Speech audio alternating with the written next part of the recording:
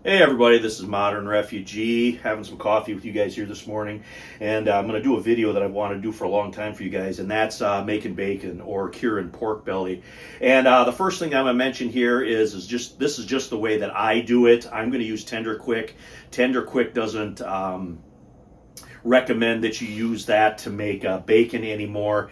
But in an austere environment, the curing salts and stuff that you normally use to make bacon might not be available. So that's part of the reason why I wanted to use Tender Quick. Tender Quick has a very simple recipe. It's 1 tablespoon of Tender Quick for 1 pound of meat. And the thing with Tender Quick is it has the salt, the sugar, the nitrites, and the nitrates already in it for the curing, and that's what basically the basic recipe is.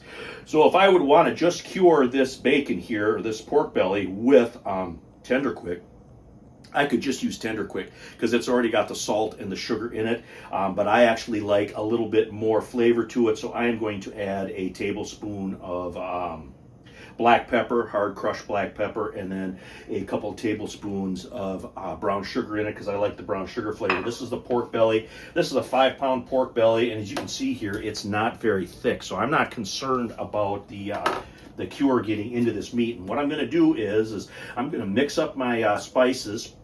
I'm going to coat this really good, get this really good rubbed and covered in.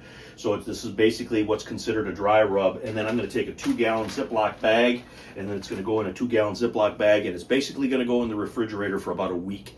And every day I'm going to turn it over, flip it, check it out. It's going to draw moisture out of the pork belly, and that's basically the curing process. And when we get to that point, then we're going to smoke it. Now this pork belly here does not have any rind or any skin on it, which means when I smoke this, I'm going to have to lay this on a rack. The old time bacon would have the rind or the skin on it, which would allow it to be hung with basically like metal fingers that were like a hook. You could hook that into the bacon and then hang it so the smoke could get around.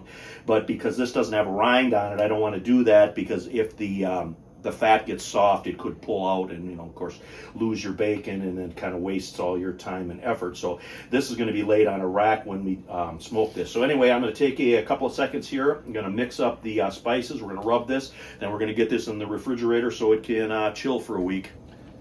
So basically all I'm doing here is just sprinkling this mixture on. And once I got it sprinkled on, I am going to rub it into the meat.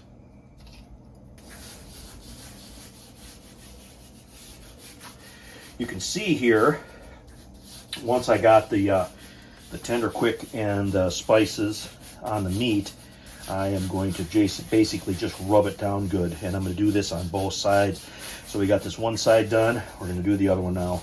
All right, you can see here, this is the flip side. You want to make sure that you get the edges good. You want to rub them down with the cure as well. Make sure that everything is uniform. This is actually a really good look right here. We'll flip this over. You can see there's already some moisture getting pulled out of the pork belly, was what you want. So basically now what I'm going to do is I'm going to put it in my Ziploc bag. We're going to get it on a clean sheet pan, and then we're going to get it in the refrigerator so time can do its thing. But this is basically what you want it to look like. And like I said, it doesn't... the Tender Quick by itself can do this, but sometimes, modern bacon has a lot more flavors in it than the old school stuff, so that's why we added the extra couple ingredients. But we're going to come back and we're going to look at this in a couple of days, show you what it looks like.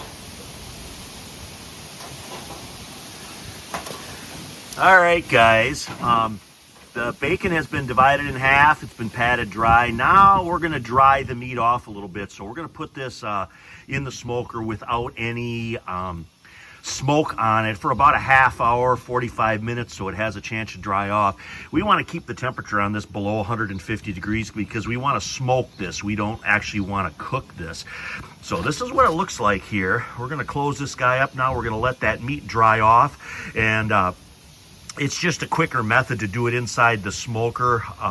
You could do this in the refrigerator too. You could just take the meat out and let it dry off for like 4 or 5 hours, but this is the quicker method. So I am going to let this guy go here, and then we're going to come back to you when we get the wood on it.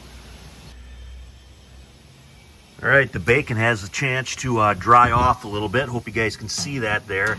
Now we're going to get our smolder bowl in here. And that has our wet apple chips in it and our wet pieces of white ash.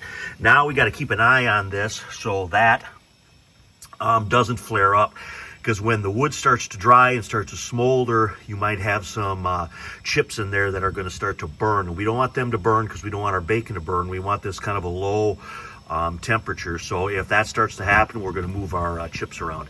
Anyway, we're going to close this guy up. We're going to get some smoke going.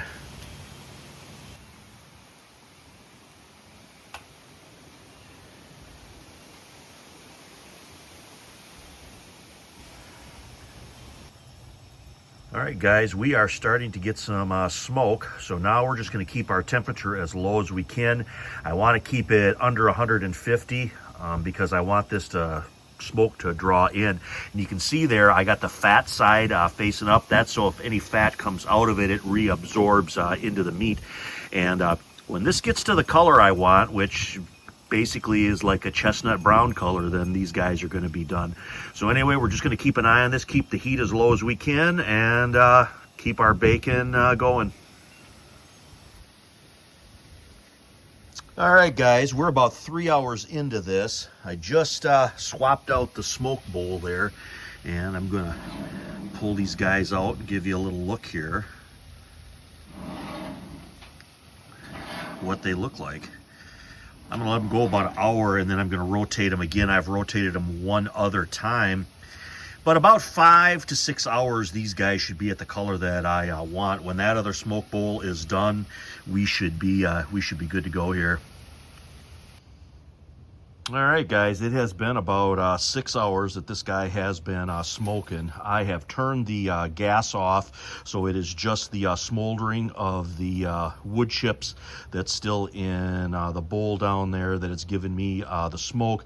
The temperature remained under 150 degrees. The internal temperature is about 150 degrees, which is fine for a cold smoke like this, because this bacon, of course, is going to be cooked. This bacon isn't done. It's still raw yet. And now, basically, what the old-timers would do, they would cut the fire and the heat, and they would just let this stuff hang in the smokehouse. So I'm going to do sort of the same thing. I'm just going to let this fire in here, these embers on my wood chips, just burn out naturally and let everything cool down.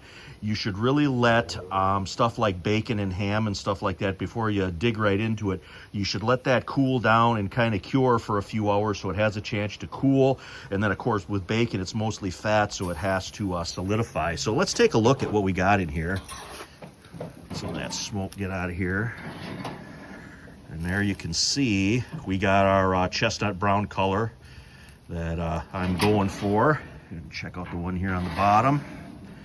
Again, we got a nice brown color. That's what we want. You can see there it's kind of slick. Now, as this sits and cools, this will sort of reabsorb some of that liquid and reabsorb some of the more of that smoke flavor. So basically, we're just going to leave this guy now and let everything cool off. And when it's cooled down enough, which might even be tomorrow morning, I'm going to slice off a piece and we're going to cook it up. And I'm going to try it for you guys and give you guys a wrap up.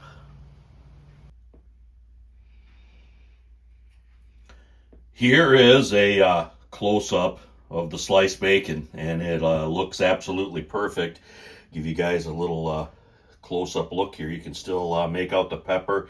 That chestnut brown color is what you want it to be, so you got a good smoke flavor. Now all that's left is cooking and eating it.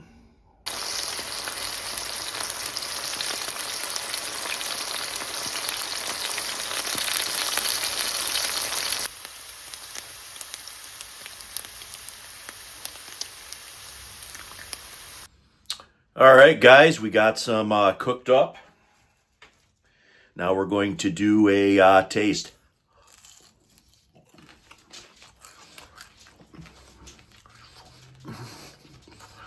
Oh, man.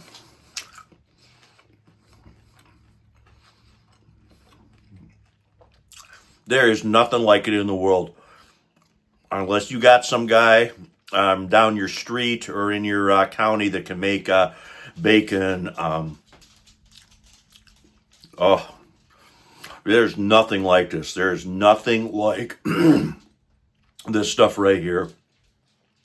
Store bacon is nothing compared to this. It is got a texture and a flavor that just surpasses everything else I've ever eaten. Anyway, guys, this is Modern Refugee. Appreciate all my subscribers out there. Hope you guys enjoyed this video here. I know it was a little bit longer, a step-by-step, but I really wanted to show you guys how to make bacon and add this to my library of other smoked meat videos. And I'll put a link in the description for all those if you guys have never seen them as well. But bacon was one of those things that was always in the smokehouse at my grandparents', and we made it out on our farm too. But anyway, I appreciate you guys out there. You guys have a good one.